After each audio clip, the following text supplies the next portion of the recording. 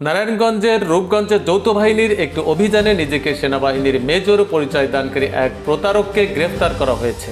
অভিযুক্তের নাম মোহাম্মদ মাহমুদুল্লাহ নবী। 29 জুন রাত 1:45 সময় এএসইউ ঢাকা শাখার সরবরাহকৃত সুনির্দিষ্ট তথ্যের ভিত্তিতে রূপগঞ্জ থানাধীন 9 নম্বর ওয়ার্ডের মর্গাকুল কবরস্থান এলাকার একটি বাড়িতে অভিযান পরিচালনা করে যৌথ বাহিনী।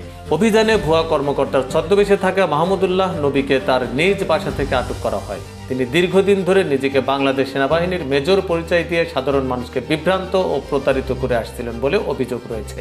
বাসা তল্লাশির সময় উদ্ধার করা হয় একটি স্যামসাং অ্যান্ড্রয়েড ফোন, 2টি বাটন মোবাইল ফোন। গ্রেফতারের পর অভিযুক্তকে রূপগঞ্জ থানায় হস্তান্তর করা হয়েছে। এ বিষয়ে রূপগঞ্জ থানার ভারপ্রাপ্ত কর্মকর্তা তরিকুল ইসলাম বলেন, যৌথ বাহিনীর অভিযানে ভুয়া মেজর পরিচয় দানকারী এক প্রতারককে গ্রেফতার করা হয়েছে।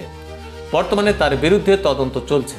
এখনো পর্যন্ত কেউ লিখিতভাবে অভিযোগ দায়ের করেনি, তবে তথ্য প্রমাণ যাচাই করে আইনি ব্যবস্থা গ্রহণ করা হবে। প্রতিবেদনটি পাঠিয়েছেন আমাদের রূপগঞ্জ প্রতিনিধি রনি আহমেদ।